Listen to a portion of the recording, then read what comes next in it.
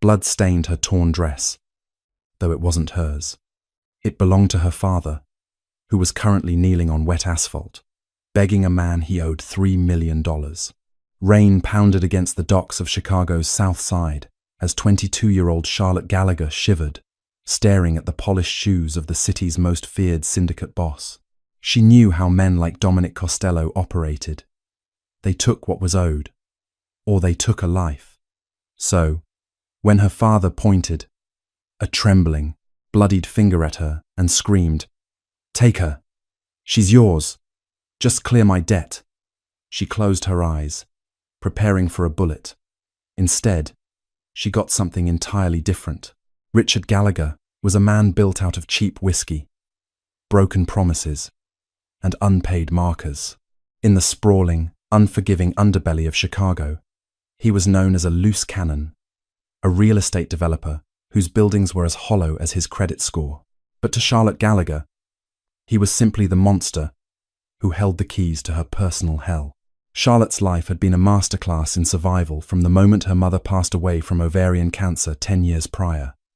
With the buffer gone, Richard's grief curdled into a vicious gambling addiction. He didn't just play the tables. He played underground poker games, run by the outfit, bet heavily on fixed fights, and borrowed from men who settled their accounts with baseball bats and blowtorches. Whenever the debt collectors circled, Richard would take his humiliation and terror out on the only person smaller than him. Charlotte grew up learning to read the sound of his footsteps. A heavy, dragging heel meant he had lost, and she needed to lock herself in the bathroom. A fast, erratic pace meant he was high on cocaine and a winning streak, which was often more dangerous. By her 22nd birthday, Charlotte was a ghost in her own life. She worked a dead-end job as a barista in Wicker Park, handing over every crumpled dollar bill of her tips to Richard just to keep the lights on in their crumbling Lincoln Park townhouse. She had no friends. Friends asked too many questions about the bruises on her forearms or the split lips she blamed on clumsy accidents. The turning point came on a bitter Tuesday in late November. The townhouse had been foreclosed on, the electricity shut off. Charlotte was sitting in the freezing dark, wrapped in 3 blankets, when the front door splintered open. Richard was thrown into the living room, crashing over a glass coffee table. 3 men in immaculate, dark, tailored suits stepped over the threshold, bringing the freezing wind and the smell of expensive cologne with them. Charlotte froze, her breath pluming in the cold air. "You have 72 hours, Richard," the lead man said. He was an older Italian man with a scar slicing through his right eyebrow. "Mr. Costello is tired of your excuses. 3 million, or we take it out in organs." Richard, bleeding from a gash on his forehead, was blubbering, coughing up blood onto the hardwood floor. "I'll get it. I swear to God, Silvio. I have a deal closing in River North. Just tell Dominic to give me a week." Silvio didn't even blink. 72 hours. Then, "We start with your fingers." When the men left, Richard didn't apologize to Charlotte. He didn't check if she was okay. He simply dragged himself up, locked his bloodshot eyes on her, and slapped her across the face so hard she saw stars. "This is your fault," he hissed, the irrationality of a desperate addict taking full control. "If your mother hadn't drained my accounts with her hospital bills, I wouldn't be in this mess." For the next 3 days, Richard was a frantic animal caught in a snare. He made hundreds of calls, begged every contact he had ever known, and was hung up on every single time. The Chicago elite knew better than to lend money to a man in Dominic Costello's crosshairs. Dominic Costello wasn't just a mobster. At 34, he had ruthlessly modernized the Chicago syndicate after his father was indicted.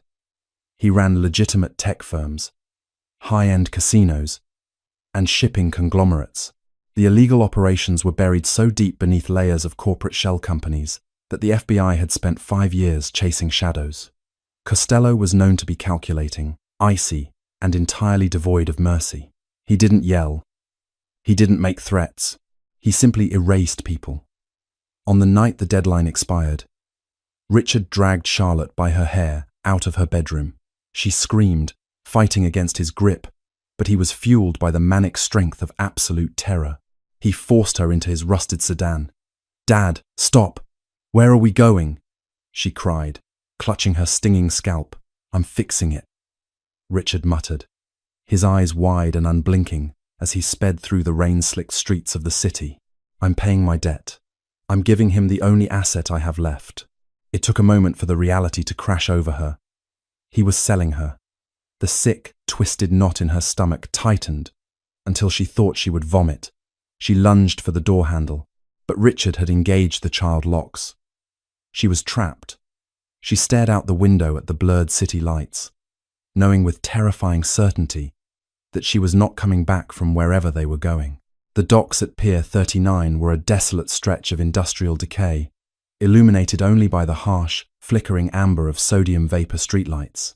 The rain was coming down in sheets, bouncing off the hoods of 3 black SUVs, parked in a semicircle, their headlights cutting through the darkness. Richard shoved Charlotte out of the car. She stumbled, her knees scraping against the wet, coarse asphalt. She was wearing only a thin, floral summer dress and a worn cardigan, entirely unsuited for the biting Chicago wind. She shivered violently, her long dark hair plastered to her face, mingling with tears she refused to let fall. Standing in the center of the headlight beams were 4 men. 3 of them were heavily armed, their hands resting casually near the holsters inside their coats. The 4th man stood slightly ahead of them, holding an umbrella. Dominic Costello. Even in the chaotic downpour, he radiated a terrifying stillness.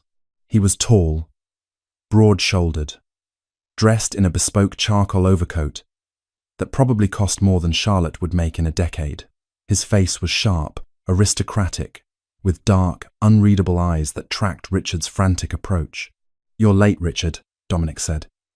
His voice wasn't loud, but it carried perfectly over the sound of the crashing waves and the pouring rain. It was smooth, deep, and utterly devoid of warmth. "I have it. I have your payment, Dominic," Richard yelled, falling to his knees. The gravel dug into his suit pants. He reached back and grabbed Charlotte by the wrist, jerking her forward so violently she cried out in pain. "Here, look at her. She's young. She's pretty. Clean. No diseases. Take her. Put her in one of your clubs. Give her to your men. I don't care.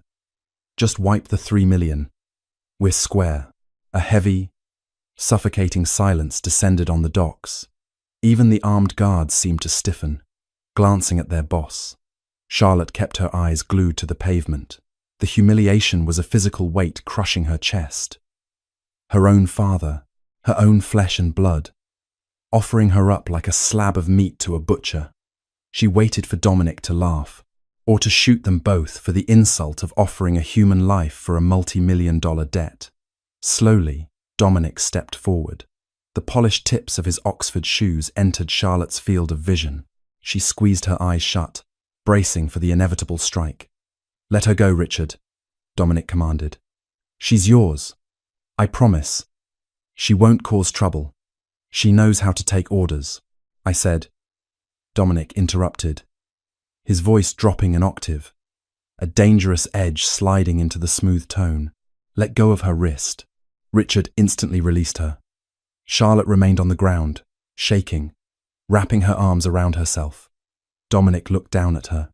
He didn't look at her body the way the men at the underground clubs did. His eyes scanned her like a forensic investigator. He noted the fresh bruise blooming on her cheek from where Richard had hit her days ago. He saw the older, yellowing bruises on her collarbone. He saw the way she flinched when he simply adjusted his grip on his umbrella. Dominic slowly shifted his gaze back to Richard. "You value your daughter at $3 million? Yes. Yes, exactly. She'll work it off. Whatever you want her to do." Richard was nodding eagerly, a sickening smile of relief spreading across his face. He thought he had won. Dominic turned slightly towards Silvio, the scarred man from the townhouse, who was standing to his right. "Silvio, did we not appraise Richard's assets yesterday?" "We did, boss," Silvio replied gruffly. "Nothing left. Bank accounts are drained. Properties are leveraged to the hilt. And yet, Dominic mused, his dark eyes locking onto Richard. He managed to hide this. A transaction of flesh. Dominic handed his umbrella to Silvio. He stepped fully into the rain, letting the downpour soak his expensive coat. He crouched down until he was eye level with Charlotte. Up close, she could smell his cologne, something sharp, clean, like cedar and rain. "Look at me," he ordered softly. Charlotte couldn't. She was paralyzed. A large, warm hand gently cupped her chin. The touch was so unexpected, so entirely devoid of the violent force she was accustomed to, that she gasped. Dominic tilted her face up. His dark eyes searched hers, reading the decades of trauma, the terror, the absolute brokenness. He traced the line of her bruised cheekbone with his thumb, his jaw tightening imperceptibly. He stood back up, towering over Richard. "I accept your payment," Dominic said. Richard let out a loud, pathetic sob of relief. "Thank you." "Oh, thank God, Dominic. Thank you. You won't regret this. She's a good..." Bang! The sound of the gunshot echoed off the shipping containers like a thunderclap. Charlotte screamed, covering her ears. Richard collapsed onto his side, howling in agony, clutching his right knee. Blood rapidly pooled around his leg, washing away in the rain. Dominic stood over him, a suppressed pistol smoking in his right hand. His expression hadn't changed. He looked as though he had simply swatted a fly. "The debt is cleared, Richard," Dominic said coldly, staring down at the writhing man. "But if you ever speak her name again, if you ever come within 50 miles of her, or if I ever find out you've drawn breath in the same zip code as this girl, I will not aim for your knee. Do you understand me? Milek." "You shot my leg!" Richard screamed. Dominic pointed the gun at Richard's other knee. "I asked if you understood me." Yes, I understand." Dominic holstered the weapon inside his coat. He turned his back on the pathetic, bleeding man and looked down at Charlotte. He offered her his hand. Charlotte stared at his open palm. He had just shot her father. He was a killer, a criminal, a monster. But as she looked from Dominic's steady hand to her father, the man who had tortured her for a decade and just sold her to save his own skin, she realized she had nothing left to lose. With trembling fingers, she reached up and placed her hand in Dominic's. His grip was firm, pulling her up effortlessly. "Silvio," Dominic called out, stripping off his heavy, warm overcoat and draping it over Charlotte's soaking wet shoulders. "Leave him. Let him crawl to a hospital. We're going home." The drive north out of the city was a silent, surreal blur. Charlotte sat in the back of the Maybach, dwarfed by Dominic's massive overcoat. It smelled like him, and the residual heat from his body offered the first true warmth she had felt in hours. Dominic sat beside her, but he didn't crowd her. He remained pressed against his own door, staring out the window at the passing highway lights, tapping a rhythm on his knee. He hadn't spoken a word to her since helping her into the car. Charlotte's mind was a chaotic storm. "What is he going to do to me?" she thought, her nails digging into the leather seats. "Is he taking me to a brothel? A safe house? Will he lock me in a basement?" She knew the stories of women who crossed the mafia. They vanished. They were passed around as currency. Her father had sold her as a slave, and Dominic had accepted the terms. The gunshot playing on a loop in her head was a stark reminder of exactly how dangerous the man sitting 2 feet away from her truly was. After 40 minutes, the car turned off the main highway and wound its way through the dense, heavily wooded roads of Lake Forest.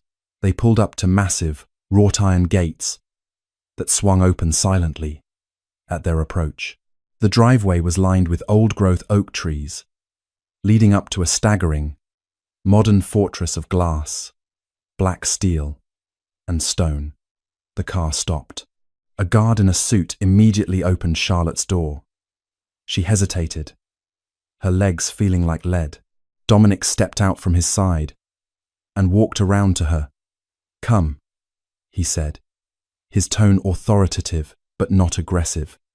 She stepped out, clutching the coat tightly around her.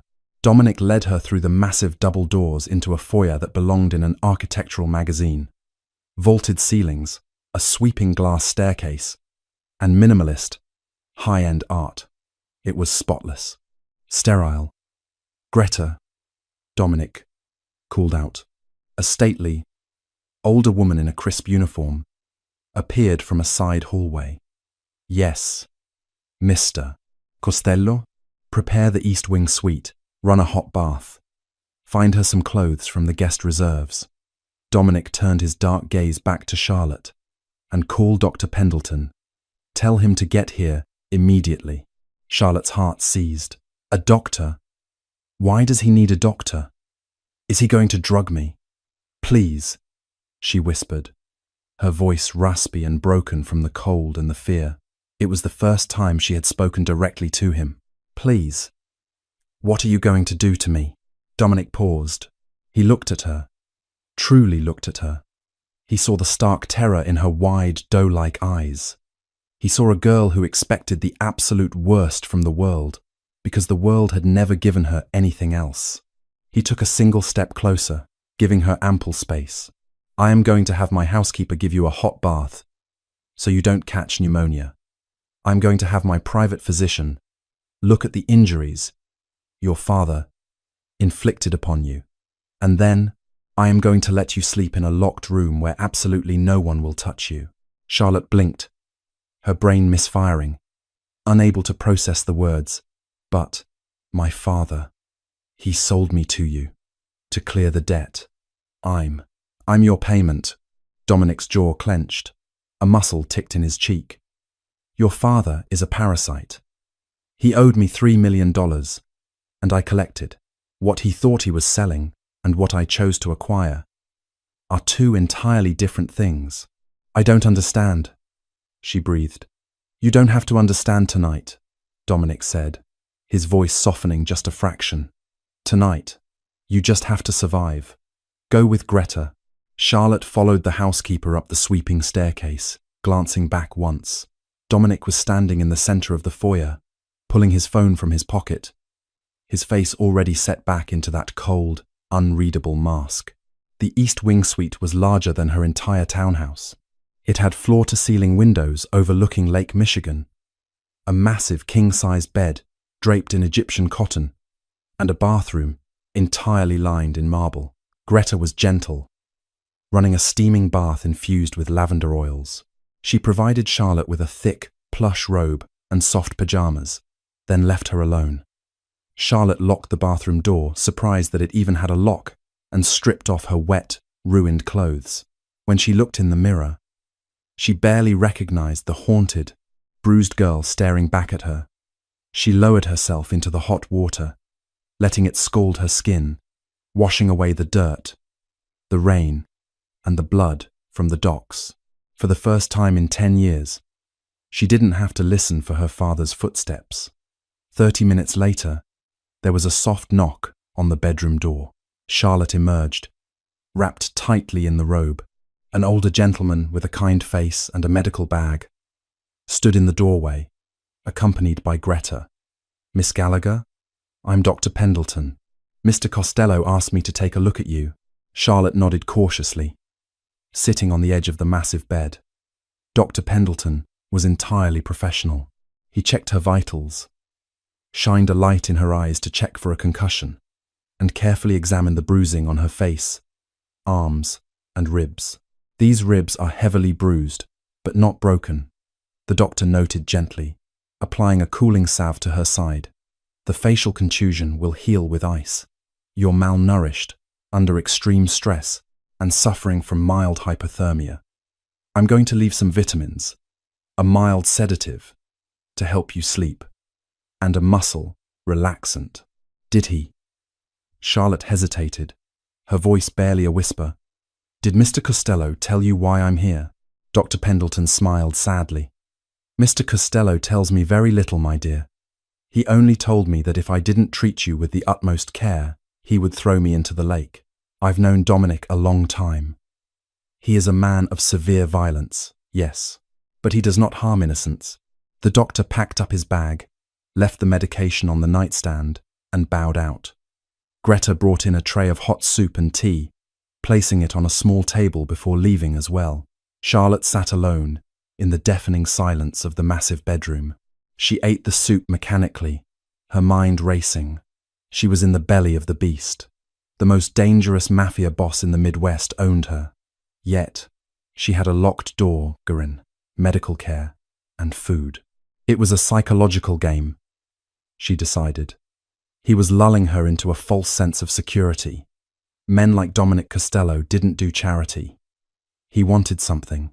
She just didn't know what it was yet. Around midnight, unable to sleep despite the exhaustion deep in her bones, Charlotte crept out of bed.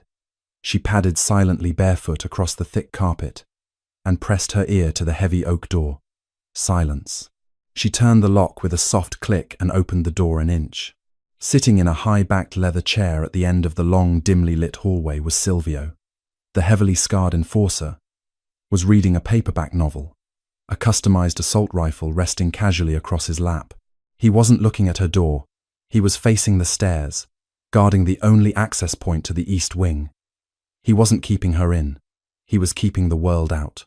Charlotte softly closed the door, engaged the lock again, and slid down with her back against the wood, pulling her knees to her chest.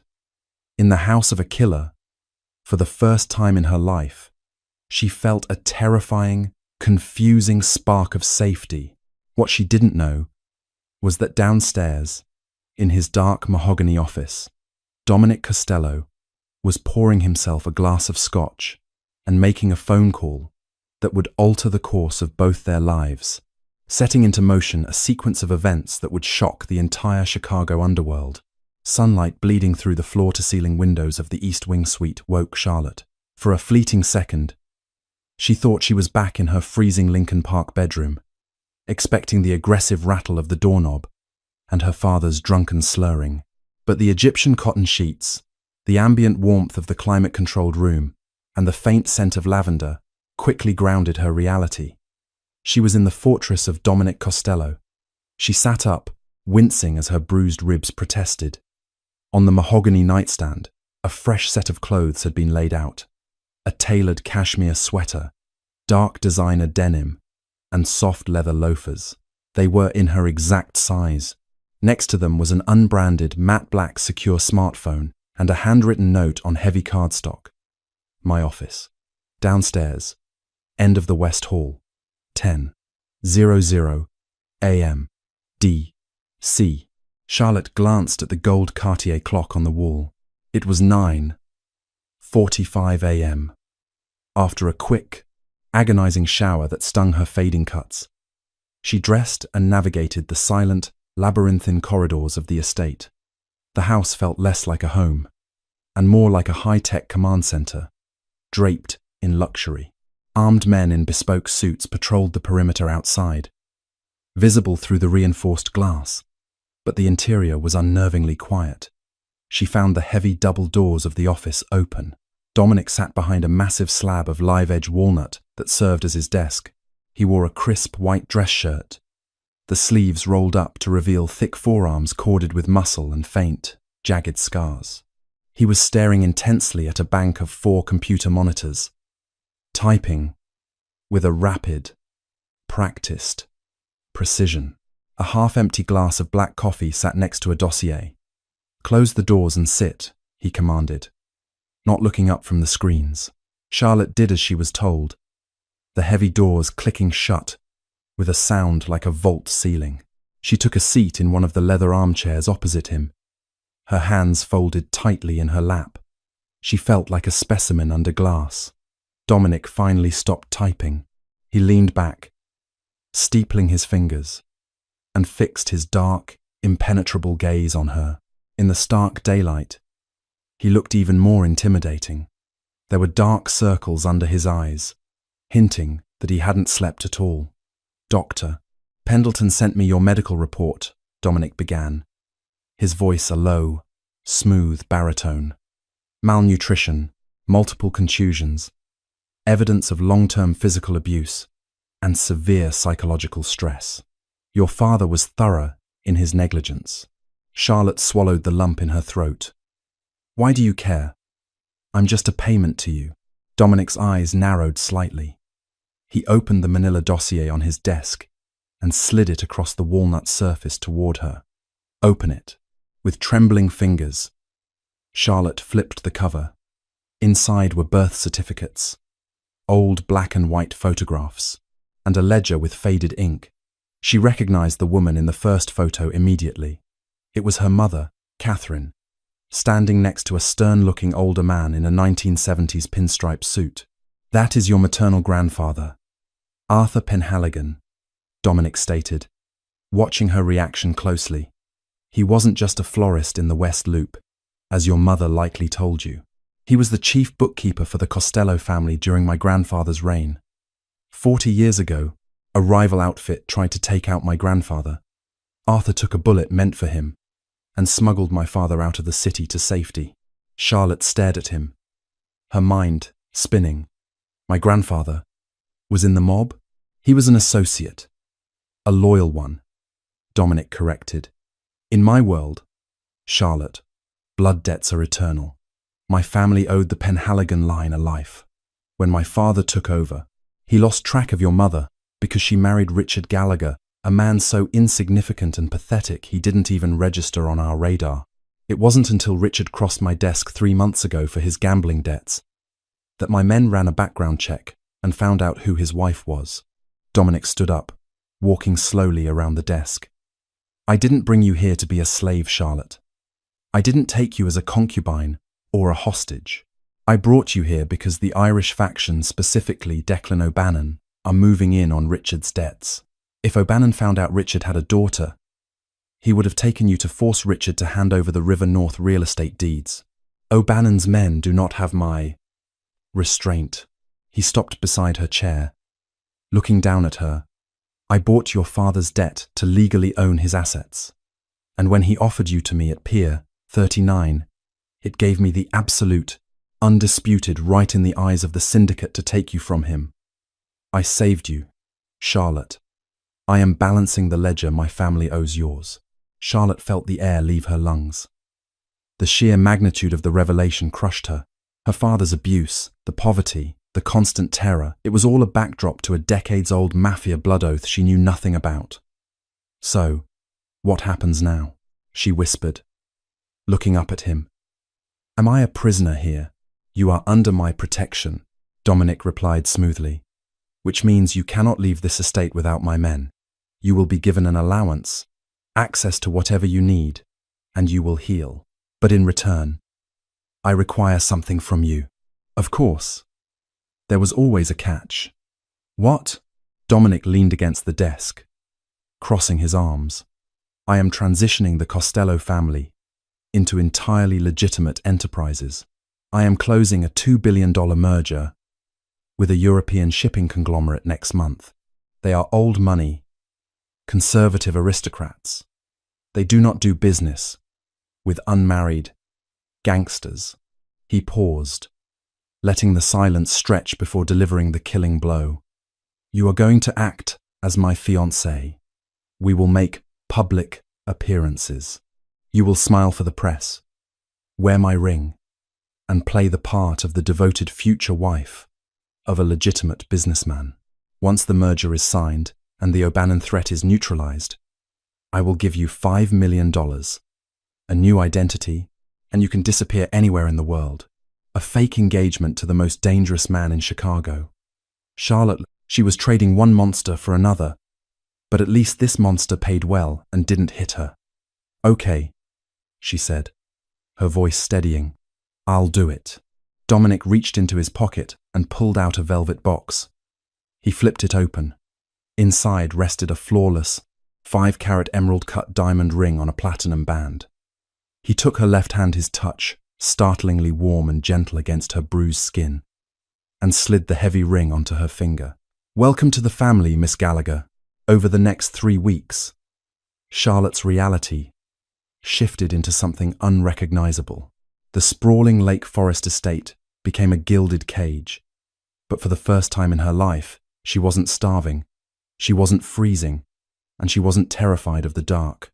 Dominic was a ghost during the day, locked in boardrooms or meeting with heavily armed men in the basement levels of the house. but the evenings were theirs. To prepare for their public debut, Dominic insisted they eat dinner together every night to build a credible rapport. At first, the dinners in the grand dining room were agonizingly silent. Charlotte would pick at her Michelin star quality food, hyper-aware of Dominic's penetrating gaze. But slowly, the ice began to crack. She learned that Dominic drank his scotch neat, despised small talk, and had a surprising, dry sense of humor. He learned that Charlotte loved classic literature, had a sharp wit hidden beneath her trauma, and flinched whenever a door slammed too hard. One evening, during a thunderstorm that rattled the bulletproof glass of the dining room, a sudden clap of thunder caused the estate's power to flicker and die for 3 agonizing seconds before the backup generators kicked in. In those 3 seconds of pitch blackness, Charlotte's mind violently snapped back to the night her father had dragged her out of the townhouse. The darkness, the rain, the sheer helplessness. When the lights snapped back on, Charlotte was on the floor, pressed into the corner of the room, her hands over her head, hyperventilating. A full-blown panic attack had hijacked her nervous system. She couldn't breathe. Her chest felt like it was caving in. Charlotte. Dominic's voice was close. He had crossed the massive room in an instant. He knelt in front of her, but he didn't touch her. He knew better than to grab a cornered animal. "Charlotte, look at me," he commanded, his voice devoid of its usual icy edge. It was low, grounding, and urgent. She opened her tear-filled eyes. He was crouched right in front of her, his expensive suit trousers pressed into the hardwood. "You are in my house," Dominic said slowly, holding her gaze. "The doors are locked. Silvio is outside. I am right here. No one is coming to hurt you. Breathe with me." He took a slow, exaggerated breath in, holding up his hand to pace her. Charlotte, choking on her own sobs, tried to mirror him. "In," he instructed softly. "Out. That's it.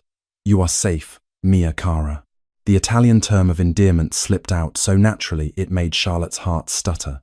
It took 10 minutes, but slowly, the panic receded, leaving her exhausted and embarrassed. She slumped against the wall, wiping her face. "I'm sorry," she whispered, her cheeks burning with shame. "I'm pathetic." Dominic finally reached out. He gently brushed a stray lock of hair behind her ear, his thumb grazing her jawline. The touch sent a jolt of electricity straight to her core. "You survived 10 years with a madman," Dominic said fiercely, his dark eyes burning with an intensity that took her breath away. "You are many things, Charlotte, but you are not pathetic. If I ever hear you speak of the woman who will wear my name like that again, I will be very displeased." He stood up and offered his hand, just like he had at Pier 39. But this time, she didn't take it out of desperation. She took it because she wanted to. While the bond inside the estate was quietly shifting from a cold transaction to something far more complicated, a storm was brewing in the city. Richard Gallagher had not crawled to a hospital and accepted his fate. Fueled by a toxic cocktail of painkillers, cheap whiskey, and a burning desire for revenge, he had limped his way to the South Side docks. He sought an audience with Declan O'Bannon, the ruthless head of the Irish syndicate. Declan was a man who enjoyed chaos. Operating out of a meatpacking plant, he listened as Richard, sweating and trembling, spilled everything. "He took my daughter," Richard spat, leaning heavily on a crutch. "Costello took her, and I know where he keeps her. I know the security blind spots of the Lake Forest estate. I built the damn HVAC system for the previous owner 10 years ago." Declan, a heavily tattooed man with dead blue eyes, smiled around his cigar. He didn't care about the daughter, but Costello having a sudden weak point, a girl he was keeping tucked away in his fortress, that was leverage. That was how you broke the unbreakable king of Chicago. "Give me the blueprints, Richard," Declan purred, "and I'll make sure you get a front row seat to Costello's funeral." The night of the Field Museum Charity Gala was supposed to be their grand debut. It was the premier social event of the Chicago elite. attended by senators, tech billionaires, and the old money aristocrats Dominic needed to impress for his European merger. Charlotte stood in front of the floor-to-ceiling mirror in her suite, staring at a stranger. Greta had helped her into a breathtaking, custom-made crimson silk gown that clung to her curves and plunged elegantly in the back. Her dark hair was styled in classic Hollywood waves, and a diamond necklace, a family heirloom of the Costellos, rested against her collarbone. The bruises were completely gone. In their place stood a woman of undeniable, regal power. There was a soft knock, and Dominic entered. He stopped dead in his tracks. For a man who controlled his emotions with terrifying precision, the raw, unfiltered awe that flashed across his face was a victory. Charlotte felt deep in her chest. He was wearing a bespoke black tuxedo that fit his broad frame flawlessly. He looked dangerous, expensive, and devastatingly handsome. "You look," Dominic trailed off, stepping closer, until he was standing right behind her. He looked at their reflection in the mirror, his dark eyes meeting hers. "You look like a queen." "I look like a very expensive distraction," Charlotte corrected softly, though a blush crept up her neck. Dominic's hands gently settled on her bare waist. His touch was branding. "You are no distraction, Charlotte. Tonight, you are my equal.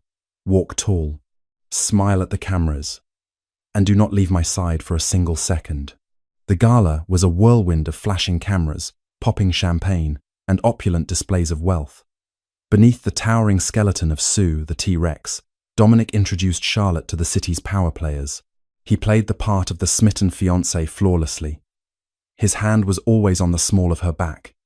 He leaned in to whisper in her ear, causing her to genuinely laugh. They were the center of gravity in the room. For a few hours, Charlotte forgot it was all a ruse.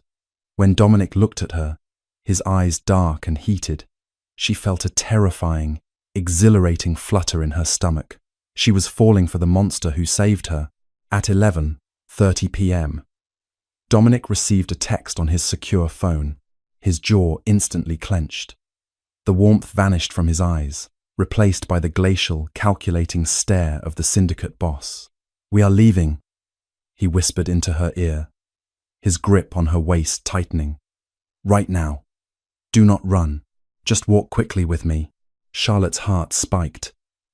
"What's wrong?" Silvio just intercepted a radio frequency. "O'Bannon's men are in the perimeter." They moved swiftly toward the VIP exit near the museum's East Wing exhibits. Two of Dominic's guards, dressed in tuxedos but suddenly looking very lethal, flanked them. The corridors of the museum were dark, illuminated only by the display cases of ancient artifacts. They were 50 feet from the exit doors when the glass ceiling above them shattered. It rained deadly shards of glass as four men in tactical gear dropped onto the marble floor from the maintenance catwalks. Suppressed automatic fire immediately chewed into the marble pillars around them. "Get down!"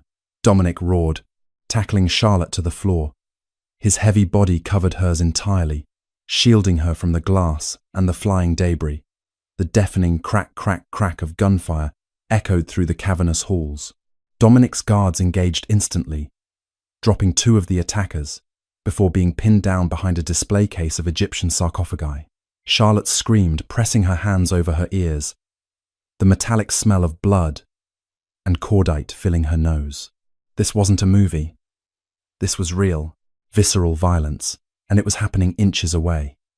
Dominic rolled off her, drawing a heavy Glock 19 from a concealed holster beneath his tuxedo jacket, in a fluid, lightning-fast motion. He didn't panic. He operated with a terrifying, lethal calm. He popped up from behind a marble pillar, fired twice, and a third attacker dropped silently to the floor with a hole in his throat. "Dominic!" Charlotte cried out as a bullet shattered the display case right above his head. "Stay on the floor." "Charlotte!" he barked, his eyes scanning the darkness for the final shooter. Suddenly, a voice echoed through the dark corridor. It was a voice from Charlotte's nightmares. "Give her up, Costello!" Charlotte froze. Her blood ran ice cold. Stepping out from behind a massive bronze statue of an elephant was Richard Gallagher. He was sweating, holding a trembling handgun, pointing it squarely at Dominic. Behind him stood the fourth tactical shooter, his rifle trained on Dominic's chest. "Richard," Dominic said, his voice a low, lethal purr. "I should have put the bullet in your skull at the docks. You ruined me!" Richard screamed, spitting as he spoke. "You took my property. O'Bannon promised me my life back if I brought him your head. And the girl. Dad, stop!" Charlotte screamed, crawling forward, her expensive dress tearing on the shattered glass. "Are you insane? They'll kill you!" "Shut up, you ungrateful bitch!" Richard snapped, aiming the gun directly at Charlotte. In that fraction of a second, the facade of the cold, untouchable mafia boss shattered. Pure, unadulterated panic flared in Dominic's eyes. The man who had faced down entire syndicates without blinking was suddenly terrified. And it was entirely because a gun was pointed at Charlotte. "No!" Dominic roared. He didn't seek cover. He threw himself directly into the line of fire, placing his body between Charlotte and her father, raising his weapon to fire. 2 shots rang out simultaneously. The heavy thud of a body hitting the floor echoed in the silence that followed. Charlotte gasped, crawling out from behind the pillar. The tactical shooter was dead. A bullet directly between his eyes from Silvio, who had just breached the exit doors behind them. Richard Gallagher stood frozen, a blossoming red stain spreading across the center of his chest. He looked down at it in mild surprise, the gun slipping from his fingers before he collapsed backward onto the marble, his eyes staring blankly at the vaulted ceiling. Dead. Charlotte let out a choked sob, but she didn't look at her father. She looked at Dominic. Dominic was leaning heavily against a pillar, his left hand clutching his right shoulder. Blood was seeping rapidly through the crisp white fabric of his tuxedo shirt, staining the black lapel. Richard had managed to get one shot off before Dominic killed him. Dominic! Charlotte scrambled over the glass, disregarding the cuts on her knees. She reached him, her hands hovering over his bleeding shoulder, tears streaming down her face. "You're shot. Oh my God, you stepped in front of me." Dominic looked down at her. He was breathing heavily, the adrenaline slowly ebbing. He reached out with his good hand, his blood-stained fingers gently cupping her face, wiping away her tears. "Are you hurt?" he rasped, ignoring his own wound, his eyes desperately searching her body for injuries. No, I'm fine," she sobbed, pressing her hands against his chest. "Why did you do that? You could have died." Dominic's thumb stroked her cheekbone. The walls were completely gone now. The mob boss had surrendered to the man underneath. "Because my life means absolutely nothing if you aren't in it, Charlotte. The deal, the boardrooms, the syndicate, none of it matters. I am entirely, hopelessly yours." Right there, amidst the shattered glass, the dead bodies, and the screaming sirens approaching in the distance, Dominic leaned down. Charlotte kissed him back fiercely, her hands gripping his tuxedo jacket, anchoring herself to the man who had bought her life, only to give her his soul in return. The piercing wail of police sirens grew louder, bouncing off the limestone facade of the Field Museum. Inside the VIP corridor, the air was thick with the copper stench of blood and the acrid bite of gunpowder. Dominic Costello, the undisputed king of the Chicago syndicate, was bleeding out on the cold marble floor, his right hand gripping Charlotte's waist with a desperate, crushing intensity. "Silvio," Dominic barked, his voice straining as the adrenaline began to crash, leaving behind blinding agony. "Secure the perimeter. We need to move." Silvio was already in motion, stepping over the corpse of Richard Gallagher with chilling indifference. "The extraction team is at the loading dock. Boss. 2 minutes." Charlotte couldn't tear her eyes away from her father's lifeless body. For 10 years, Richard Gallagher had been the monster under her bed, the architect of her suffering. Seeing him reduced to a hollow, bleeding shell should have brought a wave of euphoric relief. Instead, there was only a chilling emptiness. He had died, exactly as he had lived. A coward trying to sell his own blood for a second chance. Charlotte. Dominic ground out, his breathing shallow. He squeezed her hip, forcing her to look away from the corpse and back into his dark, pain-clouded eyes. Do not mourn him. He made his choice. I'm not mourning him, she whispered, her hands frantically pressing his ruined tuxedo jacket against the bullet wound in his shoulder to staunch the bleeding. Her crimson silk gown was soaked in his blood, the fabric heavy and wet against her knees. I'm trying to keep you from bleeding to death. Hold still. The extraction was a blur of tactical precision. Silvio and another surviving guard hoisted Dominic to his feet. Charlotte stayed glued to his left side, her arm wrapped around his waist, practically carrying half his weight as they moved swiftly through the service corridors. They burst out into the freezing Chicago night air, where two heavily armored black SUVs were idling, their engines growling low like predatory beasts. They didn't go to Northwestern Memorial or any legitimate hospital. Men like Dominic Costello did not fill out admission forms with gunshot wounds. Instead, the convoy tore through the city streets, running red lights and vanishing into the labyrinth of the West Loop. They descended into a subterranean parking garage beneath a high-end, seemingly legitimate private clinic owned entirely by the Costello family. Dr. Pendleton was already waiting in the trauma bay, his sleeves rolled up, an entire surgical team standing by. Get him on the table, Pendleton ordered, his usual gentle demeanor replaced by the sharp, authoritative bark of a combat medic. As the nurses swarmed Dominic, cutting away his blood-soaked tuxedo and beginning to pack the wound, he grabbed Charlotte's wrist. His grip was shockingly strong for a man who had lost a pint of blood. Stay, he commanded, his eyes locking onto hers, ignoring the surgical scissors snipping at his shirt. Do not leave my sight. I'm right here, she promised, her voice trembling, but resolute. She stood at the head of the operating table, her fingers weaving through his dark hair, offering the only comfort she could, while the surgical team dug the hollow-point bullet out of his clavicle. For the next 2 hours, Charlotte watched the man who was supposedly a monster endure agonizing pain without a single scream. He gritted his teeth, his jaw locked so tightly she thought it might shatter, but his eyes never left hers. In that sterile, glaringly bright trauma room, a fundamental shift occurred. Charlotte realized she was no longer a captive. She was the only thing grounding the most dangerous man in the city. Once the bullet was extracted, the wound sutured, and a heavy dose of morphine administered, Dominic was moved to a plush, secure recovery suite. Silvio stood guard outside the heavy steel door. Charlotte sat in the leather armchair beside the bed, staring at her blood-stained hands. You should wash, Dominic murmured from the bed. His voice was thick with narcotics, but his mind was still terrifyingly sharp. You look like a butcher. It's your blood, she replied quietly. She looked up at him. He was pale, his bare chest wrapped in thick white bandages, an IV line dripping fluid into his vein. How did they know? Dominic.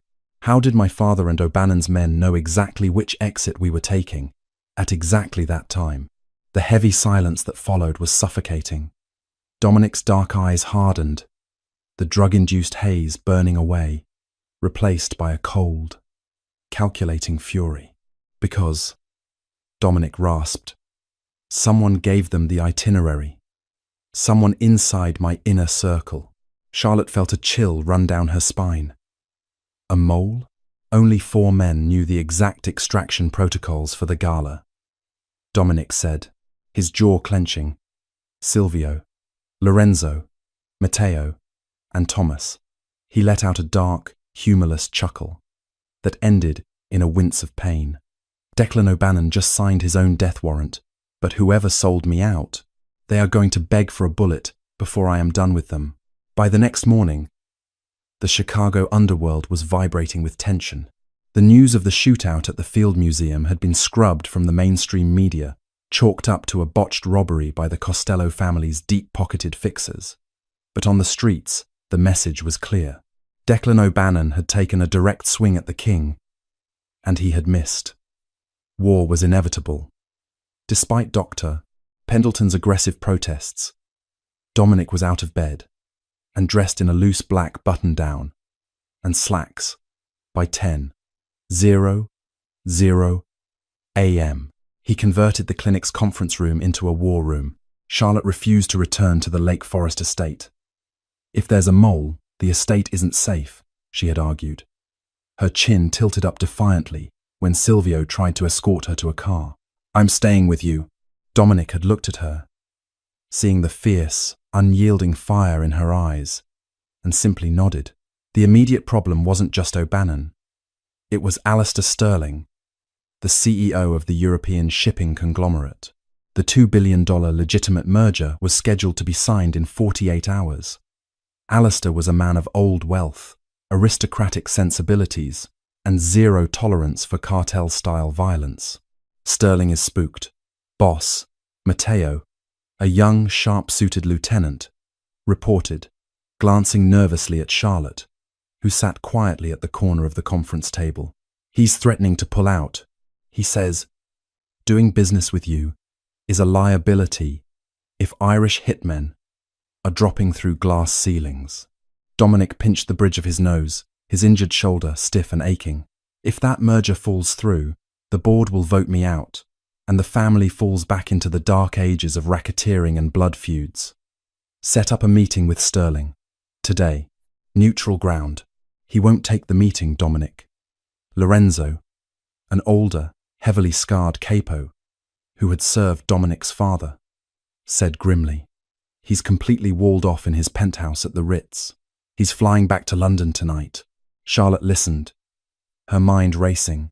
She remembered the dossier Dominic had shown her, the meticulous planning he had poured into making his family legitimate. He had taken a bullet for her. He had shielded her from her own nightmare. Now, his empire was crumbling because of it. She stood up. The room went dead, silent. 4 lethal mafia lieutenants turned to stare at the 22-year-old girl in borrowed clinic scrubs. "He won't meet with you," Charlotte said, her voice steady, locking eyes with Dominic. "Because you represent the violence he's running from. But he will meet with me." Dominic's eyes narrowed. "Charlotte, no, you are not stepping into this. You told me my role was to be your fiancé," she challenged, stepping closer to the table. "To be the legitimate face of your future. Alistair Sterling is an old-world aristocrat. He values family, loyalty, and poise. Let me go to the Ritz. Let me talk to him. I can convince him that the violence was an isolated incident from a desperate, indebted man, my estranged father, and not a syndicate war." Lorenzo scoffed loudly. "With all due respect, boss, we don't send women to do men's work." Dominic's glare snapped to Lorenzo with the force of a physical blow. "You speak when I tell you to speak, Lorenzo." He turned his gaze back to Charlotte, searching her face.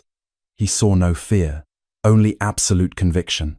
"You think you can handle a shark like Alistair Sterling?" "I survived 10 years with a rabid dog," she said coldly. "I can handle a British billionaire."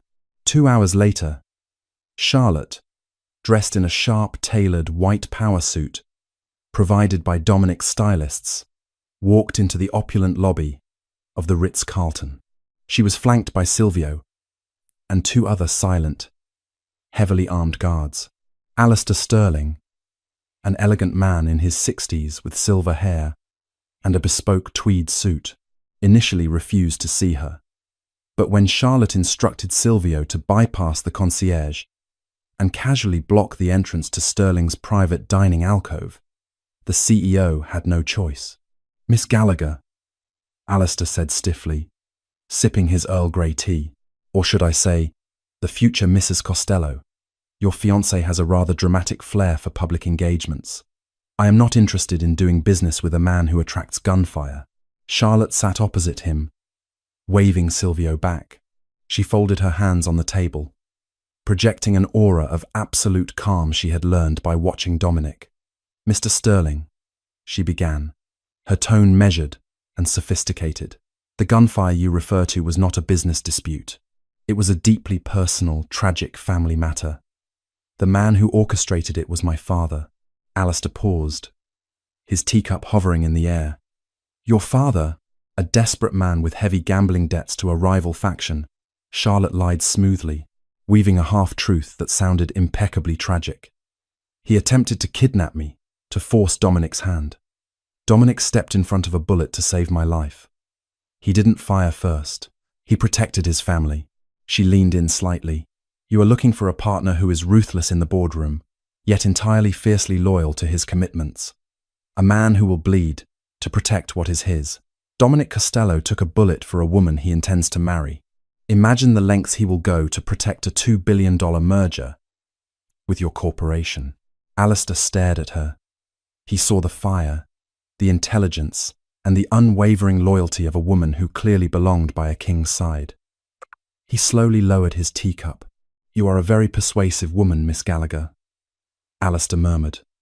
Tell Mr. Costello I will meet him at the Navy Pier warehouse tomorrow night at 8:00 p.m. for the signing. But if so much as a firecracker goes off, the deal is dead. Charlotte offered a polite, regal smile. There will be no fireworks, Mr. Sterling. When Charlotte returned to the clinic, Dominic was waiting in his office. When she told him Sterling had agreed to the signing, a rare, genuine smile touched the corners of his mouth. He crossed the room, his good arm pulling her flush against his chest, kissing her deeply, tasting of victory and desire. But the victory was short-lived. Boss, Silvio interrupted, stepping into the doorway, his face carved from stone. We found the mole. Dominic slowly released Charlotte, the warmth instantly vanishing from his eyes. Who? Silvio stepped aside. 2 guards dragged Lorenzo into the room, throwing him roughly onto his knees. The older capo's face was bruised, his lips split. Charlotte gasped, stepping back. Lorenzo, the man who had scoffed at her earlier. He's been taking payouts from O'Bannon for 6 months, Silvio reported coldly. He hated the legitimate transition. Thought you were making the family soft. He gave O'Bannon the gala itinerary, and he just sent a secure text to an Irish burner phone. Dominic walked slowly around his desk. He looked down at the man who had sat at his father's dinner table. What did you tell them? Lorenzo spat blood onto the floor, glaring up at Dominic. I told them the truth. That you're weak. That you're hiding in this clinic. And tomorrow night, you're going to Navy Pier to sign your life away to some British snob. O'Bannon is bringing 30 men to the pier tomorrow, Dominic. He's going to slaughter you. The Brit. And your little whore. Dominic didn't yell. He didn't explode. He simply drew his suppressed pistol from his waistband with his left hand. You have forgotten what it means to be a Costello, Dominic whispered. He pulled the trigger. Charlotte flinched as the muffled crack echoed in the room. Lorenzo slumped sideways, dead before he hit the floor. Dominic holstered the weapon, his face an emotionless mask. He looked at Silvio. Clean this up, and get Matteo in here. O'Bannon thinks he's walking into an ambush tomorrow night. He's right, but we're not going to be the ones caught in it. The warehouse at Navy Pier was a cavernous, empty space of exposed brick and steel beams, overlooking the dark, churning waters of Lake Michigan. At 7:45 p.m., a long oak table had been set up in the center, illuminated by harsh industrial lights. Alistair Sterling sat at one end, flanked by his private security. Dominic sat at the other, his arm in a black sling, looking utterly relaxed. Charlotte stood right behind his right shoulder, wearing a sleek midnight blue trench coat over a black cocktail dress. She was the queen on the chessboard, standing by her king. The contracts have been reviewed by both legal teams, Alistair said, sliding a thick leather-bound folio across the table. Sign here, Mr. Costello, and the European ports are open to your shipping lines. Legally. Exclusively. Dominic picked up the gold Mont Blanc pen. He uncapped it. Suddenly, the heavy metal roll-up doors at the front of the warehouse screeched open. 4 black SUVs tore into the building, their tires squealing on the concrete. The doors burst open before the vehicles even came to a complete stop. Declan O'Bannon, wielding a tactical shotgun, stepped out, followed by a dozen heavily armed men from the Irish syndicate. "Stop right there, Costello," Declan roared, racking the shotgun. "Put the pen down. The only thing you're signing tonight is your will." Alistair Sterling's guards drew their weapons, but they were hopelessly outnumbered. The British CEO looked at Dominic, his face pale with fury. "You promised me no violence." "There won't be, Alistair," Dominic said calmly, not even looking up from the contract. "Just a pest control issue." Declan laughed, a harsh, grating sound. "Pest control? Look around you, Dominic. Lorenzo sold you out. You're boxed in. I've got snipers on the catwalks and 20 more men outside. It's over. The Chicago syndicate belongs to me now." Dominic finally looked up. A slow, chilling smile spread across his face. "Did Lorenzo tell you that? Did he tell you right before he died, Declan?" Declan's smirk faltered. "What? You think a man who has run this city for 10 years doesn't know when his own dogs are biting?" Dominic said, his voice echoing off the brick walls. "I let Lorenzo send that text. I wanted you here. I wanted all your top lieutenants in one room." Dominic casually clicked his pen shut. That was the signal. The lights in the warehouse instantly cut to pitch black, total, blinding darkness. Charlotte didn't panic. Silvio had briefed her thoroughly an hour ago. She closed her eyes, grabbed the back of Dominic's chair, and dropped to a crouch, pulling on the heavy, noise-cancelling earmuffs she had hidden in her trench coat pockets. High above, hidden in the shadows of the vaulted ceiling, the Costello family's elite tactical team, equipped with cutting-edge night vision goggles, opened fire. It wasn't a firefight. It was an execution. Suppressed, precision fire rained down from the rafters. In the absolute darkness, the Irish syndicate men were blind targets. They fired wildly into the air, their muzzle flashes only illuminating their own panic. The deafening roar of Declan's shotgun blasted twice, hitting nothing but concrete. It lasted exactly 45 seconds. Then, the industrial lights slammed back on. Charlotte slowly stood up, pulling off the earmuffs. The air was thick with smoke and the metallic scent of blood. Every single one of Declan O'Bannon's men was dead on the floor. Declan himself was on his knees, his shotgun knocked away, bleeding from a gunshot wound to his thigh. He stared around in absolute horror at the slaughter of his entire command structure. Dominic hadn't even moved from his chair. He was still sitting elegantly, his pen resting on the table. Alistair Sterling and his men were frozen, untouched, staring at Dominic with a mixture of profound terror and awe. Dominic stood up slowly. He walked around the table, his polished shoes crunching on broken glass, until he stood over the kneeling, bleeding Irish boss. "You tried to take what is mine," Dominic said softly, his voice devoid of anger, entirely devoid of mercy. "You used a weak man's gambling debt to threaten my family. You tried to touch my future wife. Go to hell, Costello." Declan spat, clutching his bleeding leg. Dominic pulled his weapon with his left hand. "I own hell, Declan, and I am evicting you." He pulled the trigger. Declan O'Bannon fell backward, dead, before he hit the concrete. The war was over. The Irish syndicate had just been decapitated in under a minute. Dominic turned back to the table, smoothly holstering his weapon. He looked at Alistair Sterling, whose face was completely drained of colour.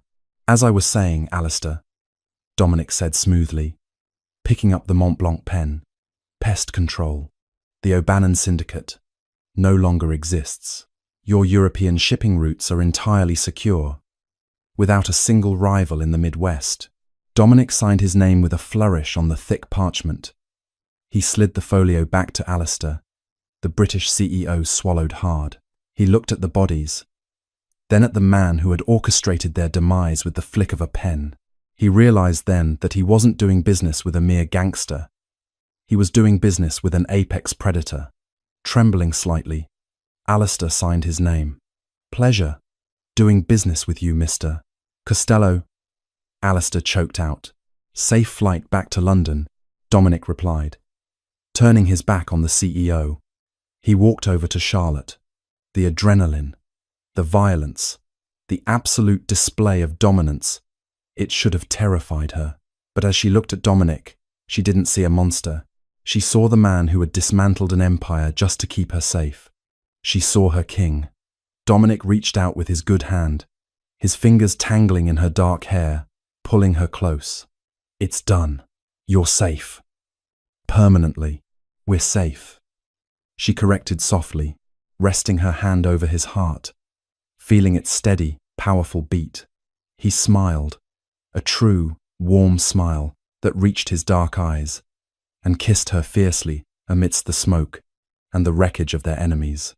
The evolution of Charlotte Gallagher was a masterpiece forged in trauma and baptized in the violent fires of the Chicago underworld. She had entered Dominic Costello's gilded cage as collateral, a broken, terrified girl traded for a gambling debt by a monstrous father. Yet, she did not remain a victim.